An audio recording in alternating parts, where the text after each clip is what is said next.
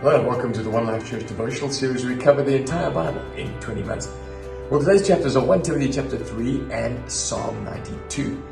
Now, 1 Timothy 3 is well known to be the chapter that outlines the qualifications for leadership in the church, whether you're an elder, and we know that an elder is an overseer, a bishop, a pastor, a shepherd. Those words are used interchangeably in the Bible.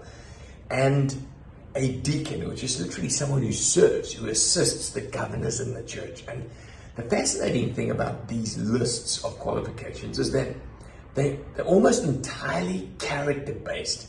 It's not an ability to lead, an ability to govern, an ability to prophesy, ability to heal, an ability to administrate. No, it's none of those.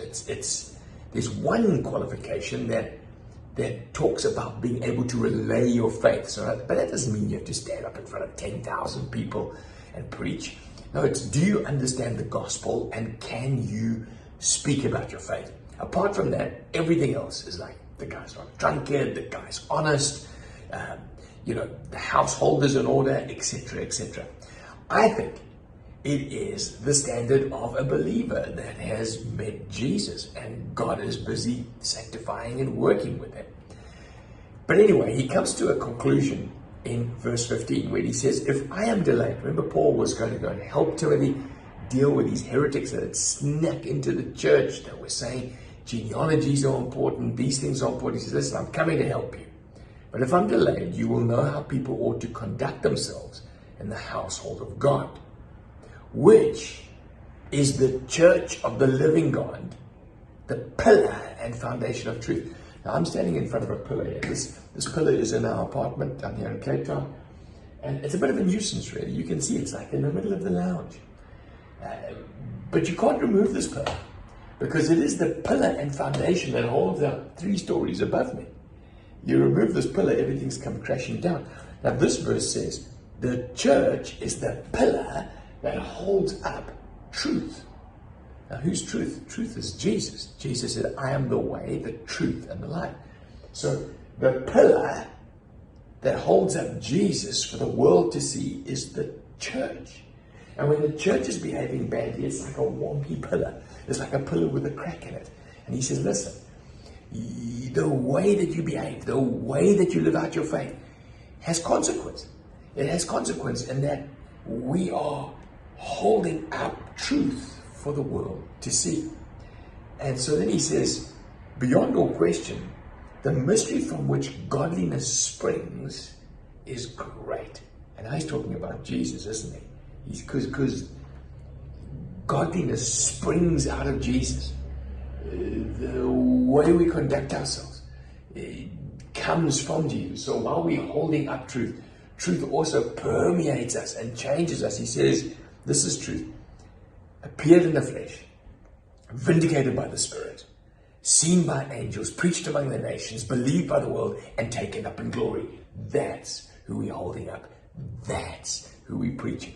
Now, Psalm 92, the psalmist kicks off and says, I sing for joy at your works, what your hands have done. And then he ends by saying this. So it's an exaltation psalm. And then he ends this. The righteous will flourish like a palm tree. Now remember, in those desert lands, you look over a desert, it's just rolling hills of sand. Suddenly there's a palm tree next to some water. The righteous will flourish like a palm tree. They will grow like the cedars of Lebanon. Planted in the house of the Lord, they will flourish in the courts of our God.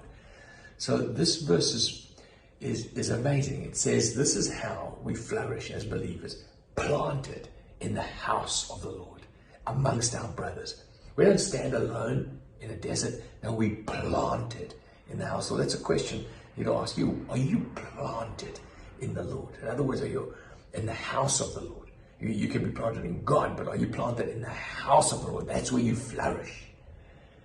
And he says, when you live like that in community, in your small groups, in your Sunday meetings, in your relationships with your brothers, they will bear fruit in old age. They will stay fresh and green. One way for a Christian to wither up and become cynical and old is to isolate yourself from church. Some of you might have had bad experiences with church. That doesn't take away God's truth that the way you stay green, the way you flourish, is to plant yourself in the house of the Lord. My encouragement to you, the way you plant is get involved. It's difficult to open up your life and it takes effort to move into what a local church is doing. But that's the place to stay green and healthy in Jesus for the rest of your lives. God bless you.